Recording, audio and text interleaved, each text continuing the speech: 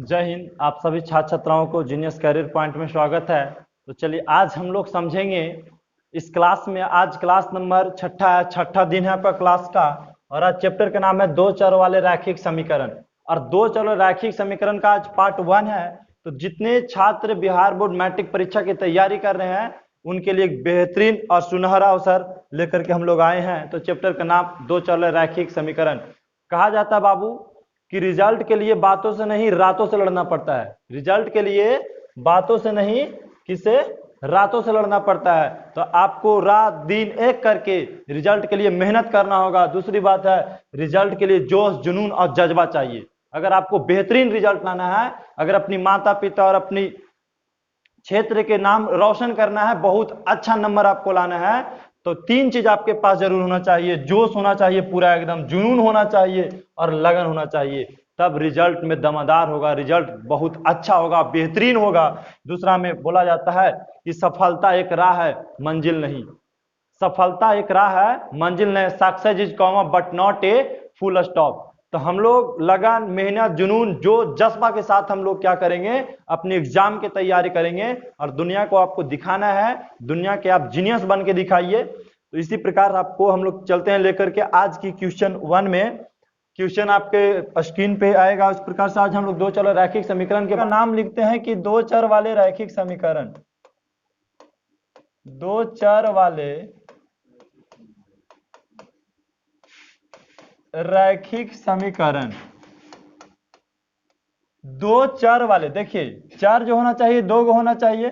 और रैखिक, हम रैखिक किसे कहते हैं, दो चर किसे कहते हैं, ये समझना है परी। तब हम चैप्टर के बारे में बहुत आसानी से समझ सकेंगे। रैखिक के मतलब होता है जिसका घात एक हो उसे हम रैखिक कहते हैं।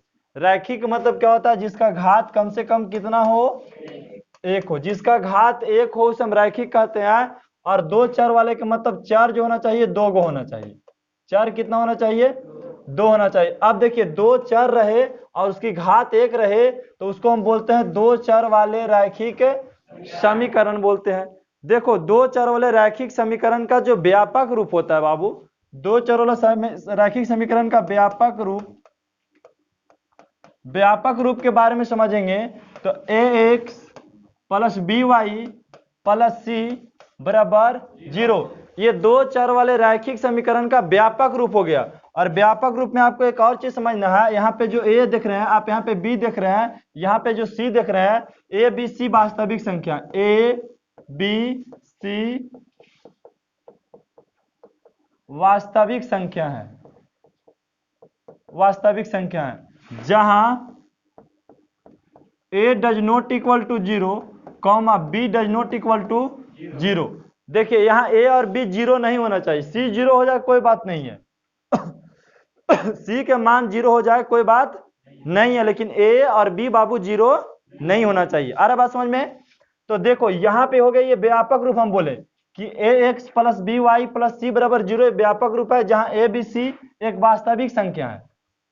और यहाँ a 0 नहीं होना चाहिए। अगर a 0 होगा बाबू, अगर मान ली कि a हम 0 कर देते हैं तो भाई a 0 करेंगे तो a देखिए 0 हो गया, तो हम अगर 0x लिखते हैं, ठीक है, a के मान ली अगर 0 हो जाता, a क्या हो जाता, 0 हो जाता, और 0x लिखेंगे और प्लस बी वाई और प्लस सी बराबर 0, तो 0 और x में गुना करेंगे तो क्या हो जाएगा, 0। 0 के साथ दुनिया का किसी भी संख्या से आप गुना करेंगे 0 हो जाएगा, ठीक है। 0 में किसी भी संख्या से आप गुना करेंगे क्या होगा, 0 होगा। तो अब 0 हो गया और plus B Y plus C बराबर 0, तो देखिए आप जोड़ेंगे तो बी वाई प्लस सी बराबर क्या चीज, 0। ये देखिए एक चर वाले रैखिक समीकरण हो गया। कई चर वाले, एक चर वाले रैखिक समीकरण, एक चर वाले रैखिक समीकरण। जबकि हमको क्या पढ़ना है, दो चर वाले। अब चर में देखो यहाँ एक और चीज समझना है, ये देखिए चर है, एक्स और वाई क्या है इसमें, चर है। और ए बी सी क्या है, वास्तविक संख्या है। क्या है, वास्तविक संख्या। आपको इतना एकदम समझ में आना चाहिए कि हम चर किसको कहते हैं, वास्तविक संख्या किसको कहते हैं, अचर किसको कहते हैं। तो इसी को हम अचर भी बोल सकते हैं, एबीसी को हम अचर भी बोल सकते हैं। इसमें देखिए सी अचर हो गया और ये दोनों क्या हो गया, चर हो गया, ठीक है। तो यहाँ आपको ज्यादा कुछ नहीं समझना है भाई, ये सब किताबी भाषा है। हम लोग का मुख्य एक ही बात समझना है कि यह द्विघात समीकरण का व्यापक रूप है। ये जो है ये द्विघात समीकरण का कौन सा रूप है, व्यापक रूप है। द्विघात समीकरण बोल रहे हैं। दो चलो रैखिक समीकरण का कौन रूप है? व्यापक रूप है। आपसे पूछेंगे दो चलो रैखिक समीकरण का व्यापक रूप कौन है, तो जो ग्रीन से अभी घेरा लगाए हैं ये दो चर वाले रैखिक समीकरण के क्या है? व्यापक रूप है। यहाँ पे हम आगे बढ़ते हैं बाबू, तो यहाँ पे हमको यह देखने को मिलता है व्यापक रूप में कि ax plus by plus c बराबर 0। इस प्रकार से आपको हम दे देते हैं कहीं, या तो फिर इसी प्रकार से दो को समीकरण दे दिया, ax plus by plus c बराबर 0। दो चर वाले रैखिक समीकरण दो गो है, दो चर वाले रैखिक समीकरण कै गो है? दो गो। अब यहाँ पे कंफ्यूजन हो जाएगा कि सर हम ए किसको माने, बी किसको माने, सी किसको माने। तो देखो क्या करते हैं बाबू, इसको समझने के लिए इसको ले लेते हैं a1 b1, इसको c1, a2 b2 c2, वही हो गया। दो चर रैखिक समीकरण के दो समीकरण हो गया। यहां से एक नई चीज की उत्पत्ति होती है। क्या चीज का उत्पत्ति होता है इसे देखना है।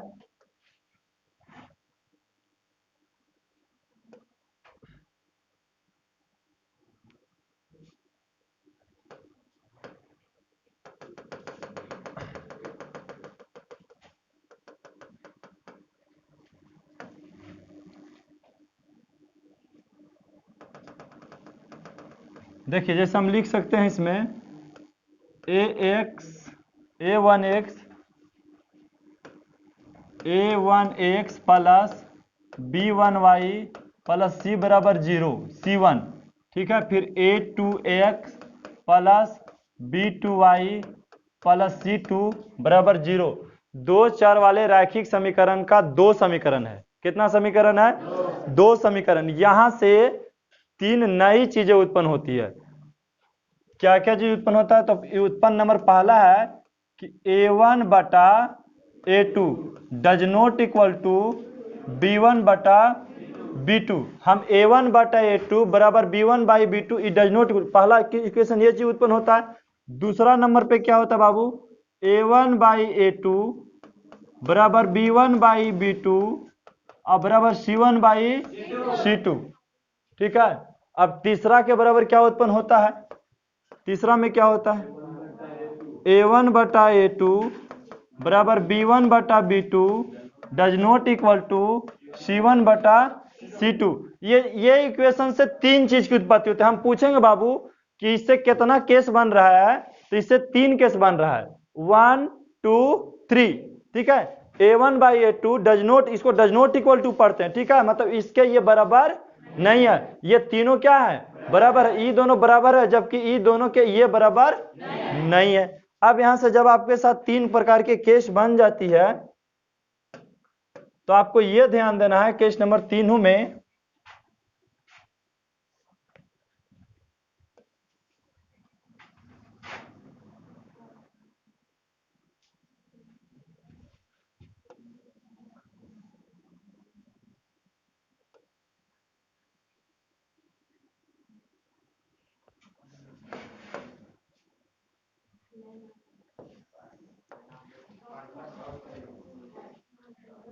अब देखिए केस से इससे क्या बनता है? रैखिक समीकरण के जो युग्म होते हैं, आपको ध्यान देना है केवल एक और एक हल होंगे, केवल एक हल होगा,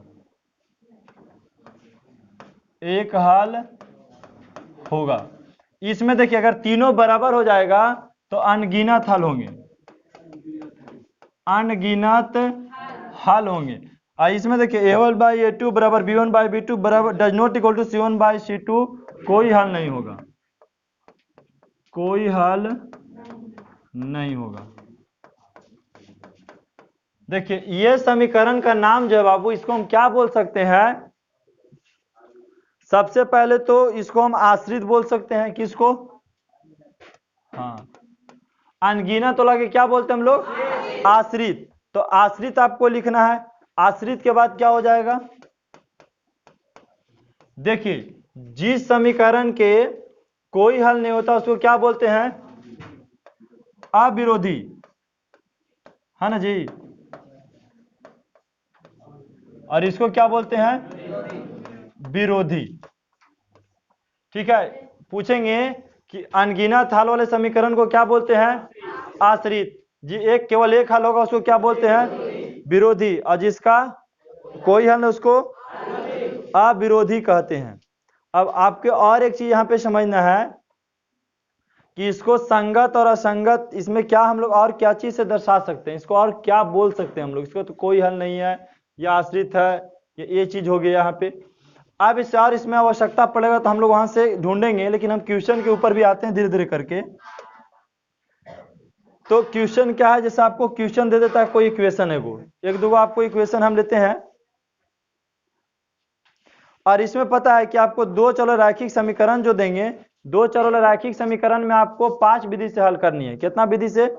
5 विधि से। आपको कोई भी हम एक इक्वेशन लेते हैं पहले किताब से,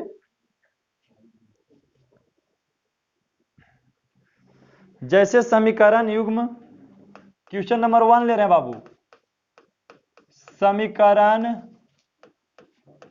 युग्म। समीकरण युग्म आपका है 2x + 3y बराबर 5, 3x + 4y बराबर 8 के कितने हल होंगे? के कितने हल होंगे? आपको ध्यान देना है, आपको दो चर वाले दो गो रैखिक समीकरण दे करके, ठीक है, दो चर वाले दो गो रैखिक समीकरण दे करके, और क्या क्या पूछ सकता है आप ये सबसे पहले देखिए। केस नंबर 1 क्या पूछ सकता है? हलों की संख्या पूछ सकता है आपसे, हलों की संख्या। दूसरा नंबर में आपसे क्या पूछ सकता है? पूछ सकता है इसमें हलों की संख्या के साथ साथ कौन समीकरण होगा, कौन सा समीकरण है, कौन सा समीकरण है, विरोधी है, अविरोधी है, आश्रित है, कौन सा समीकरण है। तीसरा में आपको x और y का मान पूछ सकता है, x और y का मान पूछ सकता है। और इसमें क्या पूछ सकता है? चौथा नंबर में k का मान पूछ सकता है, k का मान पूछेगा। ये 4 केस हमेशा पूछते हैं, लेकिन यहां पे कंफ्यूजन ये है कि जो x का मान पूछता है इसका 5 विधि से पूछ सकता है। कितना विधि से बनाने के लिए बोल सकता है? 5 विधि से बोल सकता है। इसमें देखो इस प्रकार से दो गो समीकरण देकर के बाबू, दो गो समीकरण देकर के आपसे क्या पूछ सकता है? तो पहला में सबसे पहले आपको यह पूछेगा कि आप ये बताइए कि हलों की संख्या क्या है। ज्यादा नहीं है इसमें पढ़ना हम लोग के। देखिए अगर हर चीज को हम लोग बोझ बना के पढ़ेंगे ना तो वहां समझ में आना बंद हो जाएगा। आपको पढ़ना कहां से, इसे देखिए सबसे पहले। तो हलों की संख्या, हलों की संख्या, इससे आपसे पूछेगा कि हलों की संख्या कितना है, कौन सी समीकरण है, एक्स वाई के मान निकाले। एक्स वाई के मान निकालने के लिए 5 विधि होता है। जैसे आपको हो सकता है लुप्तीकरण विधि पूछ दे, ब्रज गुणन विधि पूछ दे, या मान लीजिए उसमें ग्राफ विधि पूछ दे, ठीक है, तुलनात्मक विधि पूछ दे। ये कई विधि आपसे पूछा जा सकता है। तो हम लोग जो है आज एक ही चीज देखेंगे, के मान निकालने के लिए सीखेंगे हम। देखिए आज इसमें सीखेंगे क्वेश्चन नंबर 1 ये सीखेंगे और ये सीखेंगे। उसके बाद ये जो है 5 दिन में हम लोग सीखेंगे, क्योंकि 5 इक्वेशन है, इसको 5 दिन में सीखेंगे। और एक के का मान निकालने के लिए भी सीख जाएंगे। आज 3 टॉपिक हम लोग सीखेंगे क्लास में, ठीक है। सबसे पहले क्या, हलों की संख्या निकाल लेंगे। कोई भी इक्वेशन आपको दे देगा तो हलों की संख्या आप आज निकाल लेंगे। दूसरा में आप कौन सी समीकरण पूछेगा वो बना लेंगे। और तीसरा में आप के का मान निकालना सीख जाएंगे। तो यहाँ पे देखो बाबू, इसको छोड़ देते हैं इधर और इधर हम बनाना शुरू करते हैं। आपसे पूछ रहा है कि समीकरण दे दिया है, ये समीकरण है और ये समीकरण है, कितने हल होंगे इससे पूछ रहा है। तो आपको तुरंत सोल्व लिखना है और समीकरण ऊपर से उतारना है। 2x + 3y बराबर 5 और दूसरा समीकरण है 3x + 4y बराबर 8। इसमें क्या करना है बाबू, आपको a1 b1 सब लिख देना है। देखिए a1, तो a1 देखिए ये पहला वाला है, a1 देखिए ये है, हो गया 2, कॉमा दीजिए। b1 हो गया कितना, 3। c1, तो c1 को देखो हमको इधर लाना है पहले, ठीक है। ये दोनों इधर है तो कोई दिक्कत नहीं है उससे, समझ गए। अगर बराबर की सर दोनों है तो ठीक है, नहीं तो फिर इधर इसको ला भी सकते हैं आप। तो c1 का मान हो गया 5। अब a2 कितना है, 3। b2 के मान हो गया और c2 के मान हो गया 8। अब देख लीजिए आप किसको बोलते हैं a1, इसको देखिए a1, इसको a2, b1 b2, c1 c2, clear हो गया। अब आपको क्या करना है बाबू, इसको मान लिखना है 2/3, 2/3 बराबर 5/8। या तो फिर आप ऐसे भी कर सकते हैं, डायरेक्ट फार्मूला भी लगा सकते हैं आप पहले, या फार्मूला लगाएंगे तो उसमें क्या होगा, कंफ्यूजन हमेशा बार बार आते रहेगा। तो सबसे बढ़िया है कि आप इसको लिख दीजिए सीधा सीधी 2/3, 3/4 और 5/8। इसको हम लिखे थे A1/A2 बराबर B1/B2 बराबर C1/C2। अब देखो ये दोनों आपस में बराबर नहीं है और ये दोनों भी आपस में बराबर नहीं, मतलब एक दूसरा के कोई भी बराबर नहीं है। तो अगर मान लिया जाए कि पहला बराबर नहीं होता है, अगर पहले कंडीशन में बराबर नहीं होते हैं, तो आपको बता देना है तुरंत कि कौन सा साथी होगा। तो आप देखिए पहला में हम लोग सीखे थे कि अगर पहला में बराबर नहीं होता है, पहला में बराबर नहीं होता तो केवल एक हल होंगे और विरोधी समीकरण कहलाएंगे। केवल एक हल होंगे और कौन सा समीकरण कहलाएंगे, विरोधी समीकरण कहलाएंगे। तो देखिए इसमें क्या लिखना है, केवल एक हल होगा, केवल एक हल होगा, केवल एक हल होगा। यहां तक क्लियर है। अगला क्वेश्चन देखिए,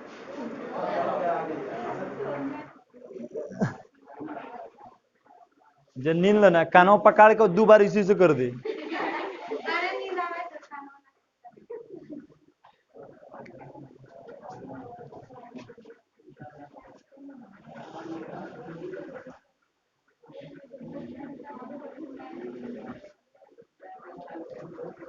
तो चलिए आपको क्वेश्चन नंबर 2 देखना है। यहाँ पे 2 में आपको क्या पूछता है, जैसे समीकरण आपको हम दे देते हैं, समीकरण युग्म आपको क्या देते हैं, 2x - 5y, 2x - 5y plus 4 बराबर 0। और दूसरा समीकरण आपको दे देते हैं 2x + y -8 बराबर 0 के कितने हल होंगे और कौन सा समीकरण होगा, के कितने हल होंगे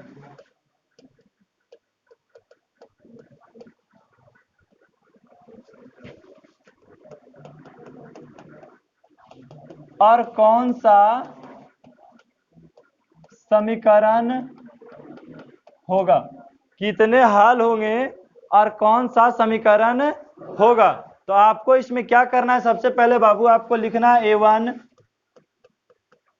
A1 का मान जो है, देखिए यहां से लिखना है 2, B1 का मान -5, फिर देखिए C1 का मान 4। उसके बाद देखिए आपको लिखना है नीचे A2 का मान देखिए 2 है, और B2 का मान देखिए 1 है, और C2 का मान देखिए -8 है। अब आपको क्या करना है, लिख देना है 2/2 -5/1 और बराबर 4/-8। देखिए 2 से 2 काटेंगे तो 1/1 आ गया, -5/1 आ गया, और यहाँ 4 दूनी 8, मतलब 1/-2 आ गया। अब देखिए तीनों तो बराबर नहीं है बाबू, तीनों है बराबर नहीं। तो जब तीनों बराबर नहीं होता है तो बोलते हैं कि कोई केवल एक हल होगा, केवल एक हल होगा। और इस समीकरण का क्या नाम है, विरोधी समीकरण। ये समीकरण का क्या नाम है, विरोधी समीकरण।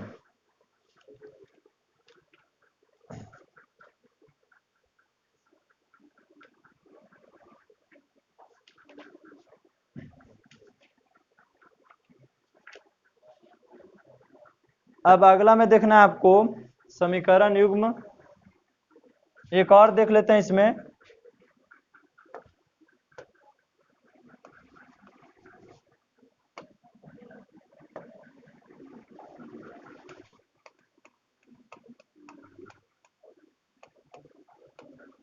समीकरण युग्म x + 2y = 6। उसके बाद आपको दिया हुआ है 3x + 6y = 18 के कितने हल होंगे। आपको ये पूछता है के कितने हल होंगे और कौन सा समीकरण होगा। के कितने हल होंगे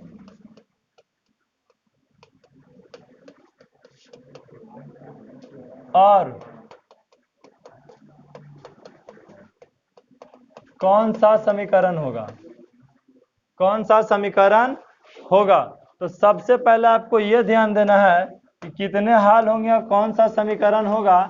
तो इसके लिए सबसे पहले जो हम लोग यूज करेंगे, आपको लिखना है x प्लस 2y बराबर 6, ऊपर से उतारेंगे 3x प्लस 6y बराबर 18। a1 का मान हो जाएगा बाबू 1, a1 का मान 1, b1 के मान 2 और c1 का मान 6। a b c, ठीक है, a b c। अब देखना है, देखिए a2 के मान 3, b2 के मान 6 और c2 के मान, अब लिखिए 1/3, 2/6/18। देखिए 1/3 बराबर है तो बराबर, इसको काटेंगे तो 1 ये दोनों बराबर हो गया, और इसको काटेंगे तो 6 3 18, 1/, तीनों बराबर है, तीनों क्या है बराबर है। तो कितना हल, अनगिनत हल, अनगिनत हल है। और पूछे कौन सा समीकरण है, आश्रित समीकरण है, आश्रित समीकरण। कौन सा समीकरण हो जाएंगे, आश्रित समीकरण। तो आपको ध्यान देने की बात यह है कि आपको दो चर वाले रैखिक समीकरण दे करके, दो गो समीकरण दे करके यहां से दो प्रकार के केस पूछता है। केस नंबर 1 क्या पूछ रहा है आपसे कि कितने हल होंगे, तो आपको थोड़ा फार्मूला याद रखे चाहिए, और दूसरा में कौन सा समीकरण होगा ये आपको बताना है। तो ये दोनों एक ही तरह से बनेंगे। अब यहाँ पे देखेंगे आप, आपको के का मान पूछेगा, तो के का मान कैसे पूछता है इसे देखना है। यहाँ ये लिखता है कि के किस मान के लिए समीकरण युग्म, के किस मान के लिए समीकरण युग्म, के किस मान के लिए, के हिंदी में लिख दिए,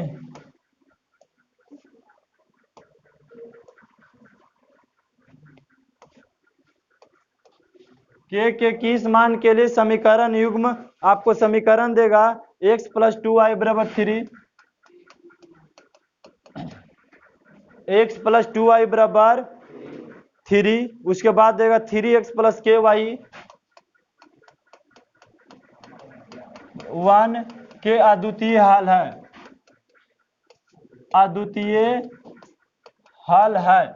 आपको बहुत ज्यादा इंपॉर्टेंट यहाँ पे देना है कि बोला अद्वितीय हल है, क्या बोला, अद्वितीय हल है। यहाँ पे आपको ज्यादा सोचना है, ठीक है। अब यहाँ से देखिए कैसे हम लोग बनाएंगे, कैसे डिस्कशन करेंगे।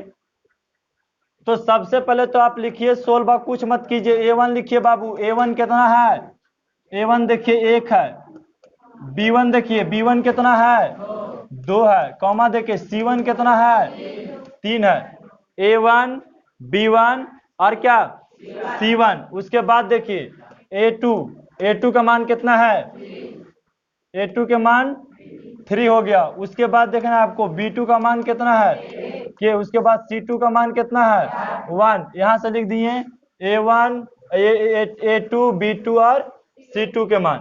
आप बोला कि अद्वितीय हल है और के मान निकालना है, तो हम लोग का अद्वितीय हल का फार्मूला पता है, 1a1/a2 does not equal to b1/b2, यही फार्मूला होता है।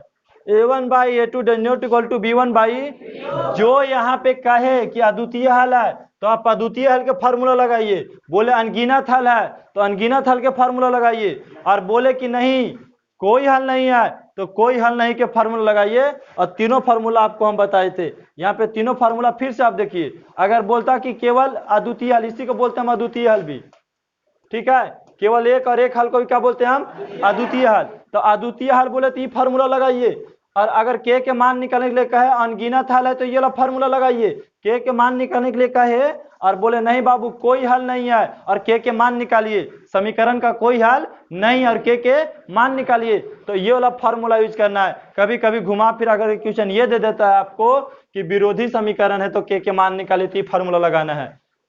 आश्रित समीकरण है तो के मान निकालिए, तो ये फार्मूला लगाना है। अगर पूछ दे क्या विरोधी समीकरण है और के मान निकालिए, एम का मान निकालिए, पी का मान निकालिए, तो ये फार्मूला आपको थोड़ा मोड़ा याद रहना चाहिए। अब यहाँ पे देखिए बोला अद्वितीय हल है तो हम ये फार्मूला लगा दिए। a1 का मान देखिए 1 है और a2 का मान कितना है 3 है। डज नॉट इक्वल टू है तो डज नॉट इक्वल टू लगा दिए। b1 का मान देखिए 2 है और b2 के मान कितना है k है। अब तिरछा तिरछी गुना कीजिए, k और 1 में गुना करेंगे तो k हो जाएगा। डज नॉट इक्वल टू है तो डज नॉट इक्वल टू को ची लगा दिए और 3 दूनी 6। डज नॉट इक्वल टू 3 दूनी कितना हो गया 6, मतलब k का मान जो होगा 6 खाली नहीं होगा, 6 नहीं होगा। आ रहा बात समझ में? अब आगे देखिए एक और इसमें देखिए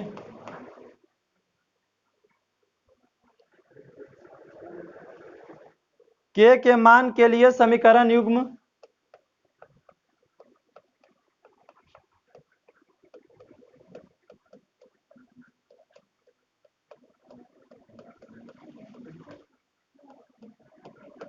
के मान के लिए समीकरण युग्म 5x + 2y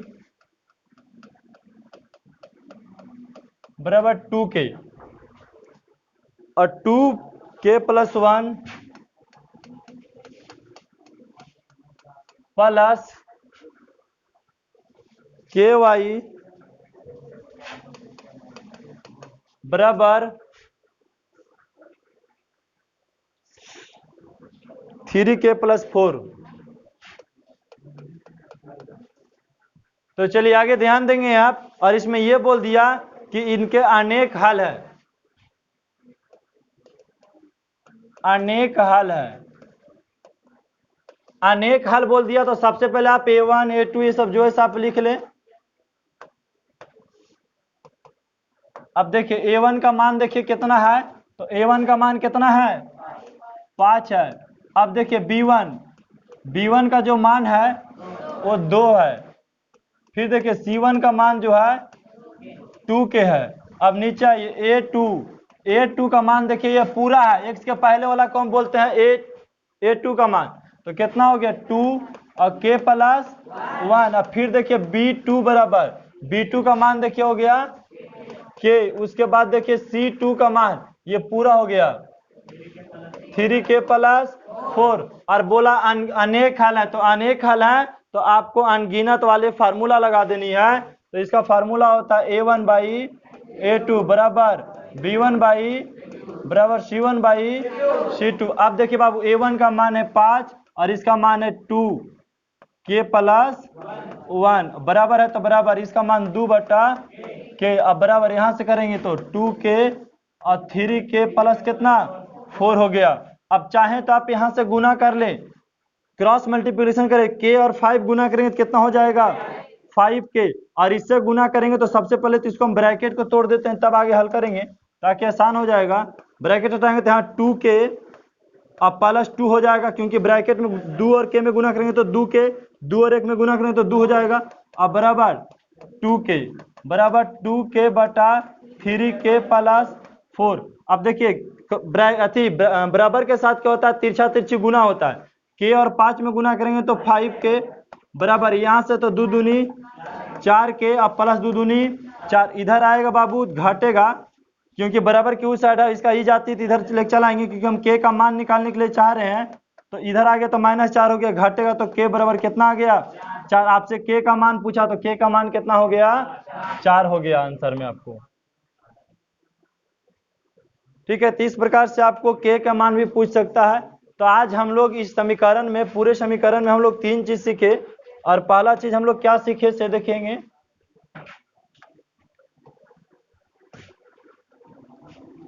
आपको समीकरण देकर के देखिए, समीकरण देकर केस नंबर 1 में आपको हलों की संख्या पूछ सकता है, हलों की संख्या पूछ सकता है, इसमें आपको दिक्कत नहीं होना चाहिए, चाहे समीकरण किसी प्रकार दे दे, माइनस प्लस गुना भाग, आपको अभ्यास करने की आवश्यकता है। दूसरा में आपको क्या पूछेगा, कौन सा समीकरण है, कौन सा समीकरण है, समीकरण का नाम समझ, एक तरीका से आपसे नाम पूछ सकता है समीकरण का। तीसरा में आपको पूछ सकता है के का मान, के का मान।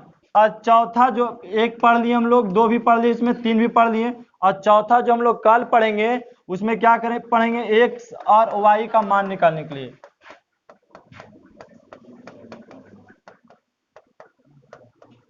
और इसका 5 विधि है बाबू, इसका 5 विधि है, 1 विधि, 2 विधि, 3 विधि, 4 विधि, 5 विधि से हल करेंगे।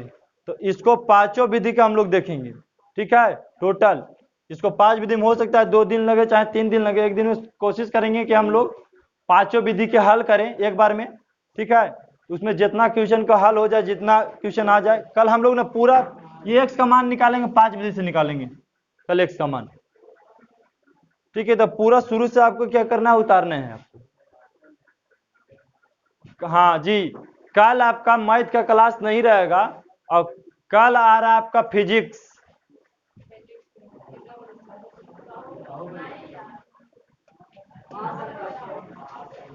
बता रहे हैं,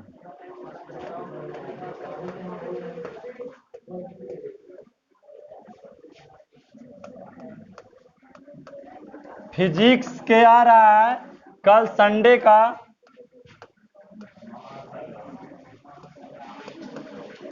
संडे का फिजिक्स का चैप्टर नंबर 1, एक्सरसाइज नंबर 1, प्रकाश का परावर्तन,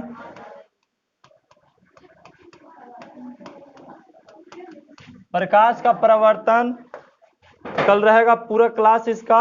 और इसका आ रहा है महासंग्राम बैच।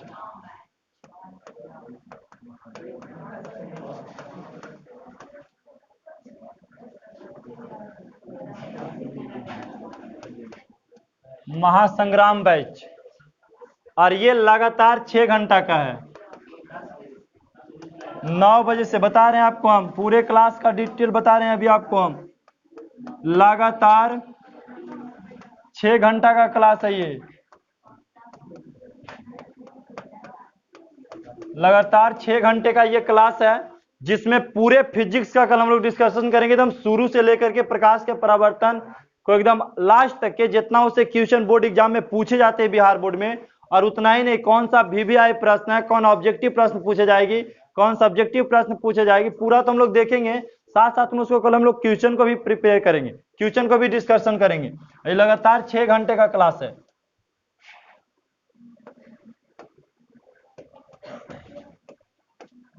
ये क्लास आप मिस नहीं करेंगे, समय 9 बजे से, समय 9 बजे AM, 9 बजे से 3 बजे तक।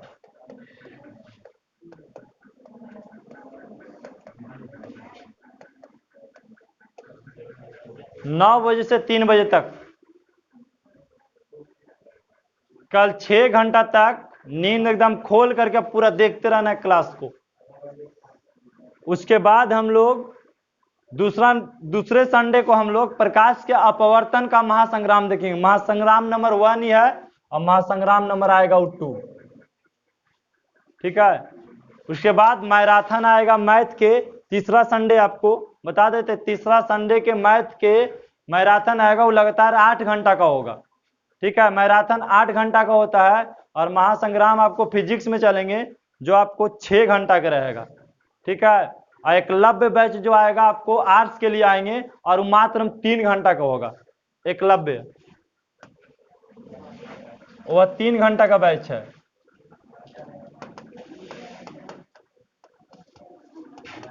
सब ये सब जो स्ट्रॉन्ग बैच जो होता है, जो लॉन्ग ड्राइव जो होता है ना, लॉन्ग ड्राइव, इसको हम लोग संडे को सिर्फ रखेंगे, क्योंकि बाकी और सारा बहुत सारा दिन भर में क्लास हम लोग को देखना रहता है, इसलिए सब क्लास कब रखेंगे हम लोग, संडे को। जैसे लॉन्ग क्लास 8-8 घंटा, 10-10 घंटा, या 6-6 घंटा, 3-3 घंटा, ये सब जो क्लास हम लोग है, ये सिर्फ संडे को रखेंगे, रविवार को रखेंगे। तो चलिए पहला क्वेश्चन आपको लगा देते हैं, पहला से आप उतारें, इसमें व्यापक रूप लिखें क्या क्या होता है क्या क्या नहीं होता है इस सब चीज को।